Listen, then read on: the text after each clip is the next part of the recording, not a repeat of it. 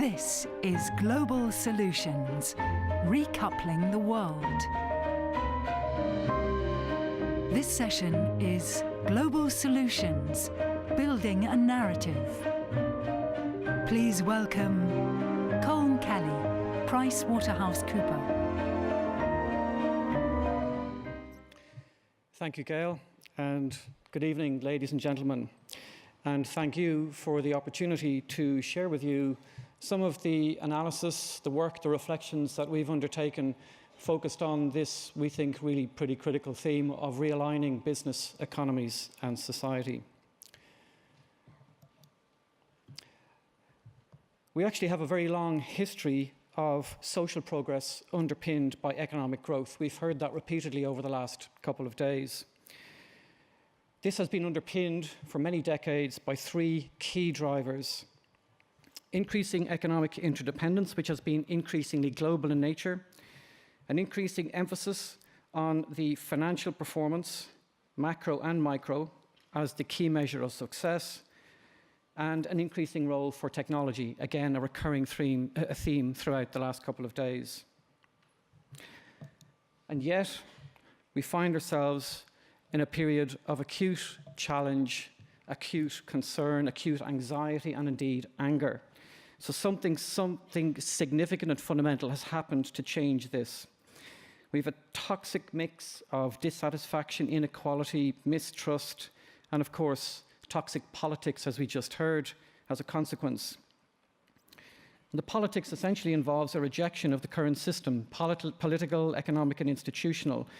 So as I say, something fundamental has changed. And it's recent enough, arguably, recent in the grand scheme of things. In 1989, Francis Fukuyama suggested that we had reached the end of history. What's happened that we now find ourselves with this level of anger and anxiety and frustration?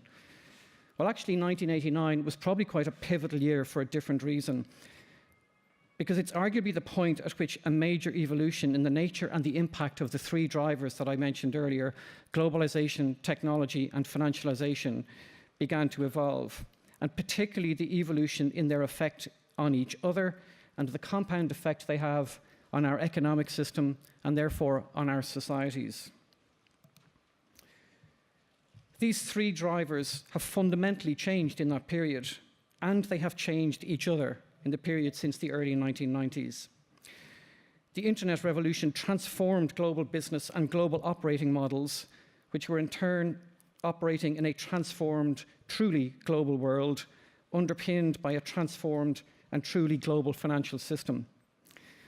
And this is a process, as we know, and as we heard in the digitalization session yesterday in particular, a process which continues unabated. But the scale of this change in that period must be reflected in the analysis.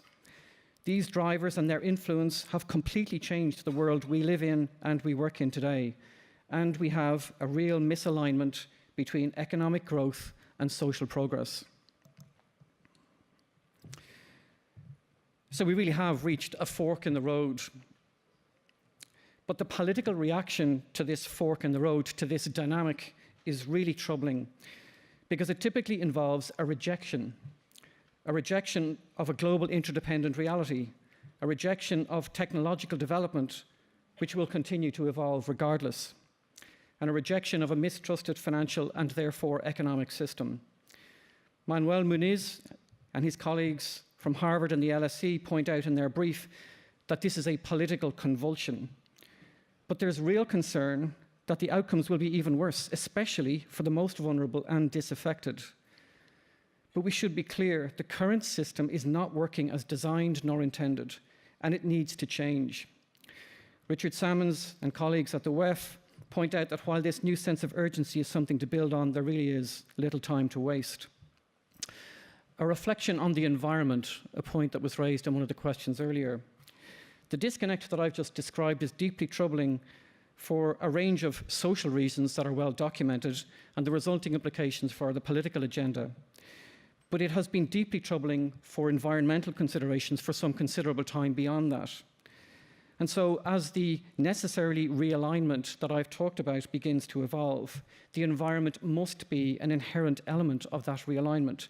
And in fact, the urgency that I've described may create a greater opportunity to do so.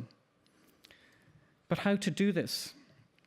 Well, realigning a decades-old economic, financial, institutional and social framework has profound implications. It has profound implications for us in business. What purpose does business actually serve? From whence do we obtain our license to operate in a societal context, and how do we sustain it? Equally, for economies as a whole, what purpose is an economy supposed to serve, and how to ensure that that gets delivered? For policymakers, think tanks, academics, how to reinvent the framework to ensure that this happens, and for governments, how to create the condition to allow this. How do we together reimagine the role of the economic engine to once again focus on matching human needs and opportunities? There is an inherent duality in thinking about the way forward. Global interdependence is real, but it must be leveraged to deliver to local communities. Financial performance is a necessary and human element of a market economy, but it cannot be the only measure of success. Technology will continue to progress, but it must work in tandem, as we heard yesterday, with humans and for human ends.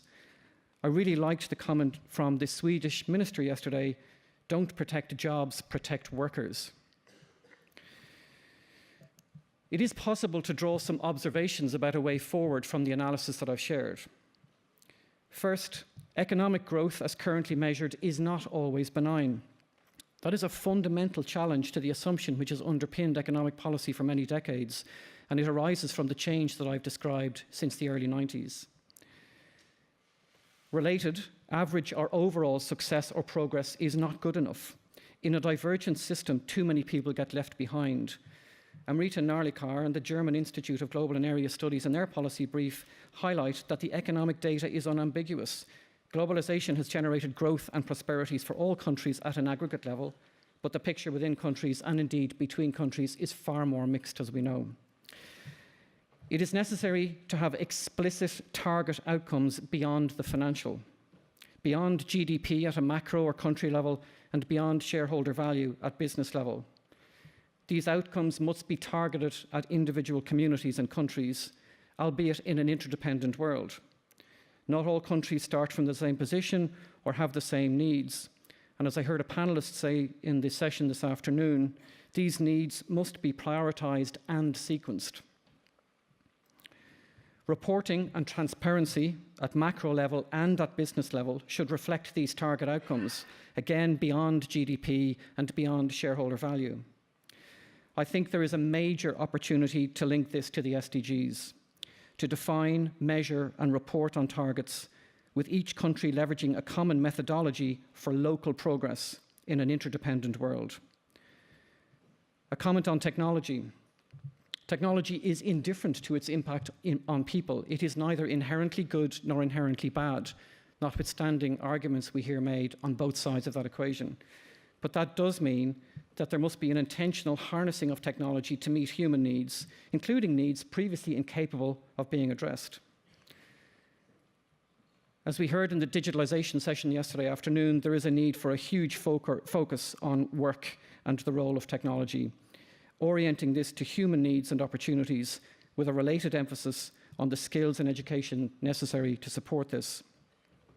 A number of the digitalization policy briefs encouraged us to acknowledge and embrace the uncertainty inherent in this future world, and in doing so to plan for the funneling of new jobs and to plan for skills rather than roles.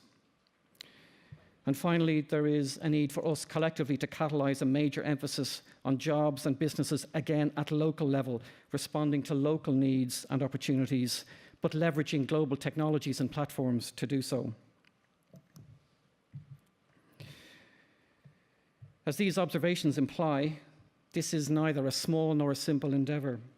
It requires substantive collaboration between a range of stakeholders who traditionally, frankly, operate in silos, including businesses, but also governments, policymakers, and communities of think tanks and academics.